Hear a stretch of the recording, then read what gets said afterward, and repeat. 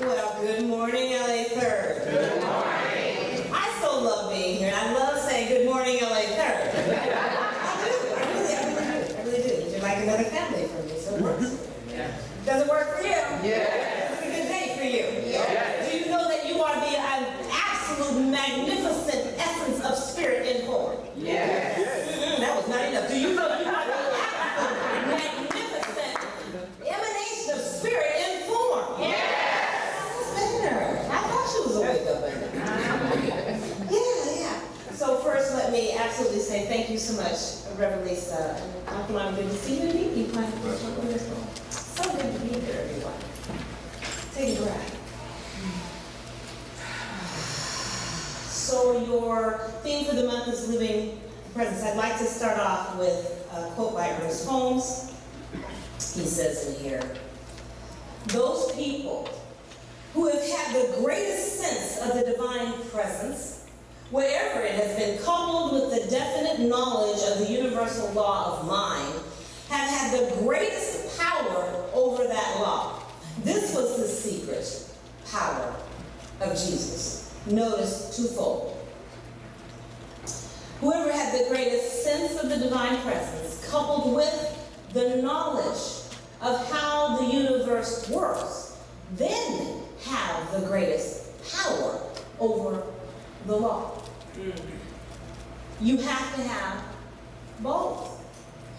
What happens, I notice, is many times we'll get an intellectual understanding of the way the universe works and the laws, and then we go about in our littleness trying to work those laws and make something happen for us. But the other piece of that is to have the divine presence, to feel, sense, and know, and actually really embody and experience that coupled with this knowledge. And then there's a different kind of power, there's a mystical power, then that comes through you to work within the world. Say yes? Yes. And so today we are looking at how that actually works on us and others. Say with me, impact. Impact. There's an impact that you make on the world, and there's an impact that you make within you. And we are trained really to look at our little selves and act out of our little selves, and then we go about in the world looking at other people in the same kind of way. Have you ever noticed the filters that you wear when you're looking at the world? Say yes. Yes. Because I know that you have, whether you admit it or not. And so we wear these filters, and we're looking at people based on our filters, but there's something in you that goes beyond any filter that you wear. You know this, right? Yes. But so we want to work with this idea through the idea of impact. So I have here today, what do I have? I have a couple of things. Matthew 5 says, I love this, "Let your light shine before men in such a way that they may see good works and glorify your Father who is in heaven." You're to actually go about your life every day recognizing that there is something in you that is shining forth. Here's what's really amazing about that. Are you aware that you're important? Yes. Yes. Some of you are. So you tell me, what is the first letter in the word impact? I. Important. You are important to God itself, to spirit, to life itself. So look at your neighbor. Say, you are important.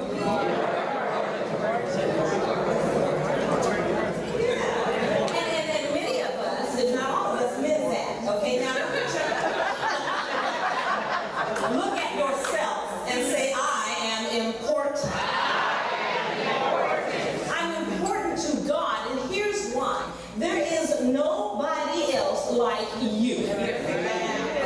And so here's what happened. God decides and expresses itself as you individually, and then you know this probably when you're a baby because you don't have all those filters. But then we grow up and we start taking on this stuff out here, the five senses, and what people tell us, and we forget why we're important. You're important because there is no other one like you, and Spirit decided it wanted to manifest itself, the all-powerful knowingness of God itself, as you specifically. Yes. Yes. And so you're important because you are going to be making an impact on somebody else. And we're going to get into that. All right? So you're an individual and you are important. There is nobody else like you, and you are not to take this for granted. Now, as we go through this sermon today, there are two pieces of it. I'm going to be talking about you specifically. And I want you to keep in mind, in case I forget to say it, that I'm also talking about every person you come in contact with throughout your life. So every person that you come in contact with throughout your life is important. Now, for some of us, we go, okay, that's nice, but ooh, I didn't treat my neighbor too good yesterday. Ooh, I had a fight with so-and-so the other day. And it's only because you've forgotten that that person is also important, right? To God. So you got the I? Yeah. What's the next letter? Yeah. M. Magnificent.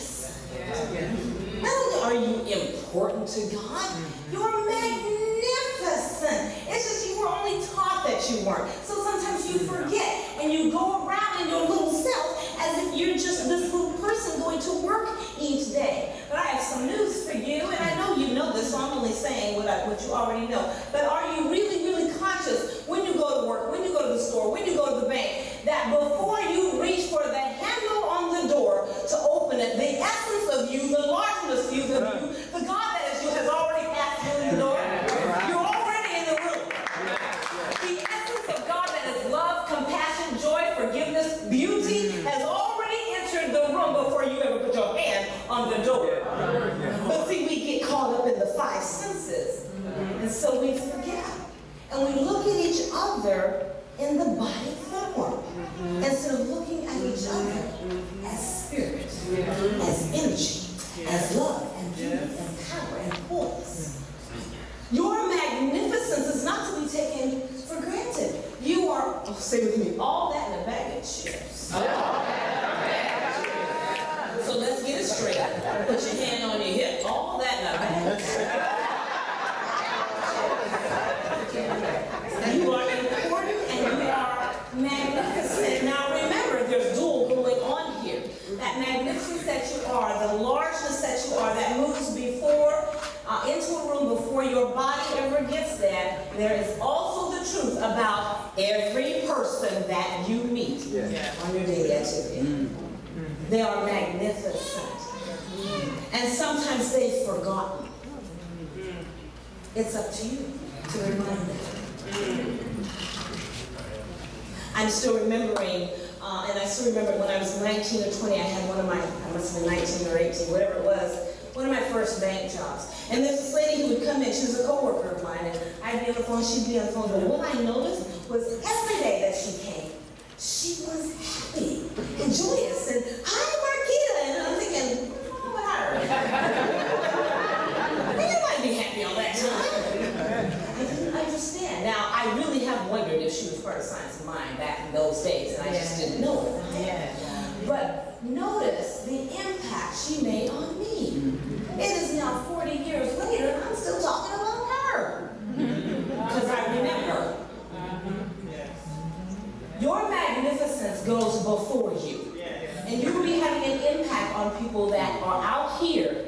You're not even conscious aware of the impact you're making. Your magnificence goes out there. But so also when you walk in a room and you feel the energy of something that is joyous, such as our spiritual home here, recognize that it's everybody together, God in its wholeness, moving through this room, and that's what you're feeling. Everybody else is.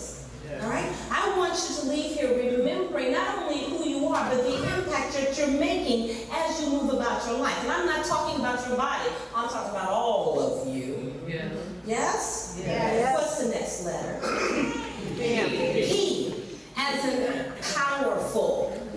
Totally powerful. The very power that God is, you are. Now we say that, but are you resonating with it? Do you really get it? Do you understand that there's the part of you that you see, and then there's the invisible part of you that is much bigger, much deeper. It is all-knowing, all-powerful, all-loving, all-giving, because it is God itself, and it is much bigger than any history that you have ever had. Come on.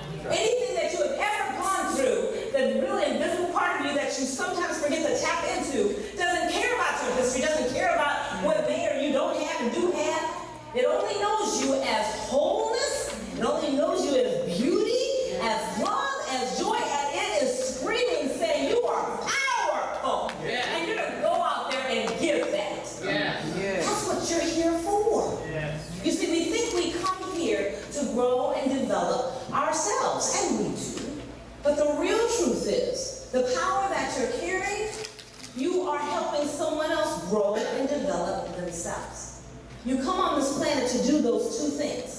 For you to grow and develop and to give the God that is, and to make an impact on the world so the God can be released through others. Yes. That's how important, magnificent, and powerful you are. Yes? Yes. Yes. What's the next letter? A. A is for accessible, and here's why. Again, 2 parts. Your job is to become available and accessible for the power and the essence that is God to come through you. That's your first job. It is through your spiritual practices of prayer and meditation and study and givingness and forgiveness and all of that that then taps into this invisible peace that is God and becomes available. So your job is to become accessible to the very spirit and power that you actually really are. To let go of what you see in your 5 senses, to move into that deep space that is deep within you, that is screaming to listen, listen, listen to me, I am here. Are you listening? That peace, that is what the spiritual practices and principles are for you to dig there and then live from that. Yes. Not living from your history, not living from the teacher or whoever told you that you weren't good enough, and not living from you telling yourself you're not good enough. Right. But to live from the very essence and power that is God, that is just waiting for you to pay attention and then to release. And the second part of that accessibility, tapping into that, is that are you aware that you must be accessible to your brothers and sisters that you come along with through your daily life? As long as if you're doing the internal thing and that's the only thing that you do is thinking, I'm working on myself, I'm working on myself, I'm just working on myself, I'm working on myself, you miss the opportunity to recognize that somebody is watching you. Somebody is wanting to approach you. Somebody needs you to be accessible to them to help them grow, develop, and move forward. They're asking you to be accessible because they can feel, every one of us feels that there's more to us than what we know about, than what we're acting. But many of us clue into somebody else to remind us of who and what we are. So the question is, are you accessible to others? To be there for them? Accessible. Yes? What's the next letter? C. Conduit. You are the conduit for the power and the magnificence and the presence of the divine. And you know that. Say yes. Yes. Are you also aware, though, that you're just as much a conduit for someone else? Yes. Yes. Ooh, not so many yeses. Come on, y'all. You are a spiritual conduit. And what happens is, again, we have a tendency to look at ourselves in the mirror and see just what's in the mirror. But that's not who you are. It's just your body. It's the form. You must look in the mirror and see beyond the mirror. You must look in the mirror and see the invisible presence of God, the essence of God, the power of God, and go, oh, I am the conduit for the divine. The divine decided, I'm going to make me an image, a thing right here, and I'm going to name it Marquita. That's what I'm going to do. You know, the other few weeks ago, I was at my Reverend Nirvana's, he's a friend of mine, so at his memorial service. And Reverend Coco was telling the story of having to introduce him at one of their events. And everybody kind of knew him, so he was sitting there kind of going, why are you introducing me? But she was introducing him, and so she did the formal stuff. And the Spirit told her, say this. And what had happened was that morning when she was in meditation, what she saw was this darkness, but it was like a womb, if you will, right? And up was the spark of red and blue and so brilliant, brilliant colors, and then out shoots this amazing star and lands on planet Earth. That's what she saw. And so it said, say that. And when she did, it was, and that was Reverend Nirvana. So it is about you.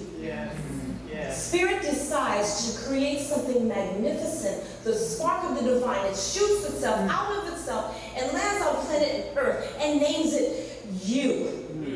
As the conduit for it, for spirit, for love, for peace, for joy, for harmony, not just for your neighbor. Don't say, oh, you know what, I went to church today, this was good, I'm going to tell my neighbor, tell so-and-so. One for them, it's for you. You're here, right now, to hear this message, to remember you are the conduit. You're the one who's the spark from the divine. And that everyone is watching you. You're the teacher, you're the minister, you're the one to remind them how wonderful and magnificent they are. For a period of what we call, T is the last one? Transformation. Transformation. You are here, as the Bible says, being transformed by the renewing of your mind. And your mind, your spiritual practice takes it from your thinking mentality into the heart. From the heart into the entire embodiment. You are here to be transformed. And you are a transformation for somebody else. Somebody else. I want you to be clear about this because we have a tendency, I'm saying we, I do mean me, we get caught up in the daily livingness and forget that I am supposed to be focused on transforming me and I'm a transformation for somebody else. Everything you do, somebody's looking at you and watching you, you're just not aware of it. Someone's wanting to know, are you really the presence of God? Are you really the love of God? Will you be compassionate? Will you forgive me when I have transgressed against you? Will you do that?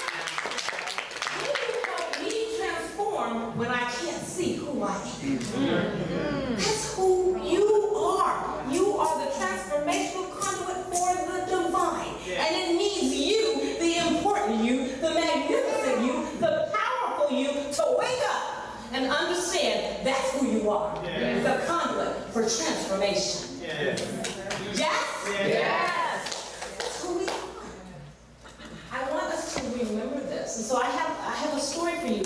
Listen to the story, and then I'm going to take a moment of silence because I want you to understand and take that. It's you. All right? Yes.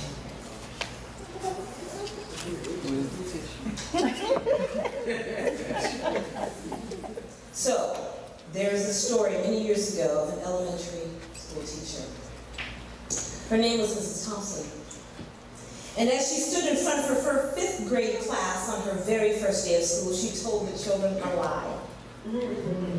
Like most teachers, she looked at her students and said that she loved them all the same. But you see, that was impossible. Because in the front row, slumped in his seat, was a little boy named Teddy Stoddard. Mrs. Thompson had watched Teddy the year before and noticed that he didn't play well with the other children and that his clothes were messy and that he constantly needed a bath. And Teddy could be unpleasant. It got to the point where Mrs. Thompson would actually take delight in marking his papers with a broad red pen, marking bold D's on them, and then putting a big fat F at the top of his papers. At the school where Mrs. Thompson taught, she was required to review each child's past records, and she put Teddy's off until the last. However, when she reviewed his file, she was in for a surprise. Teddy's first grade teacher wrote, "Teddy's a bright child with a ready laugh. He does his work neatly and has good manners. He is a joy to be around." His second grade teacher wrote, "Teddy is an excellent student, well liked by his classmates, but he is troubled because his mother has a terminal illness and life at home must be a struggle."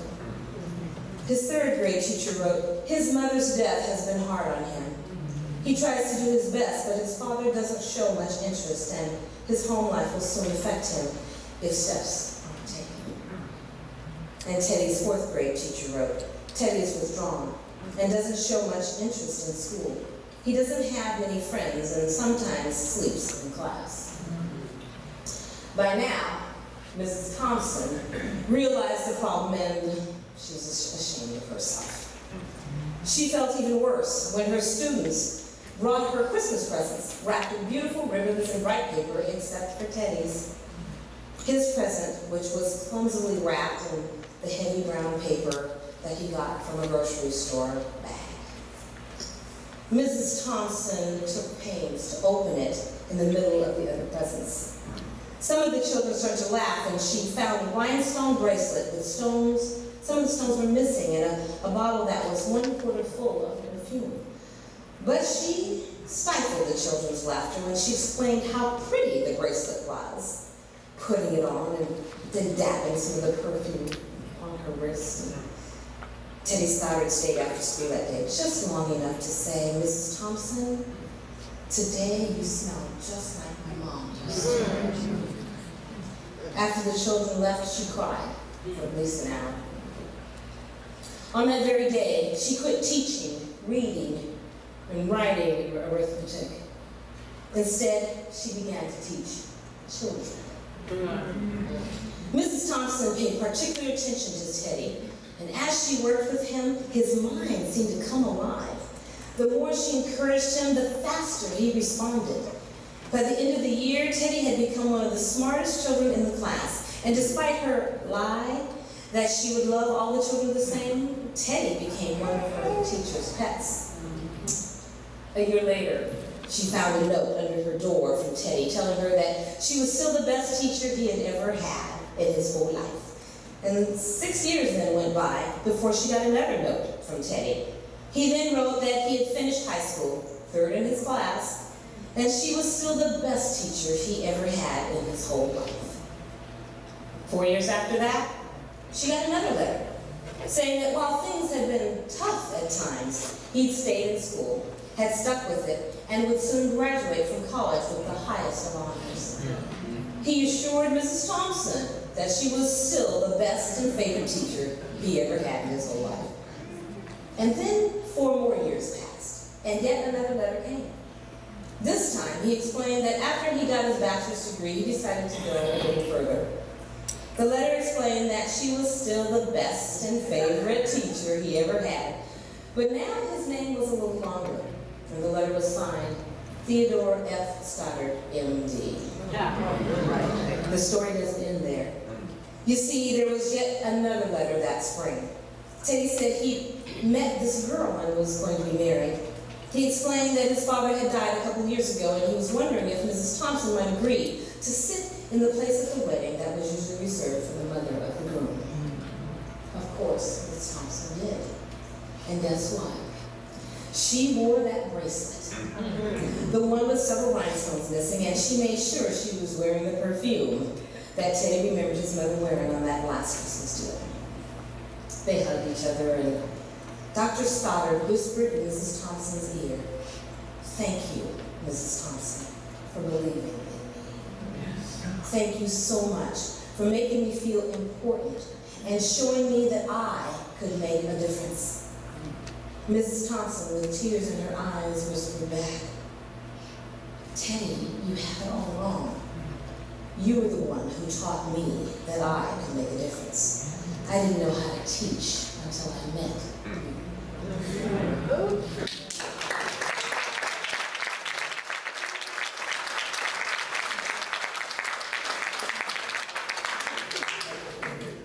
You were the one to make an impact. The world is waiting for you to wake up, to realize how important, magnificent, powerful, accessible conduit you are for transformation. It needs you to transform and be who you really, really are inside. To let go of the pettiness of whatever your history has been and whoever did you wrong. To let that all go and be empowered in a non-negotiable way to your spiritual practices that continue to move you deep within yourself, to the invisible, powerful part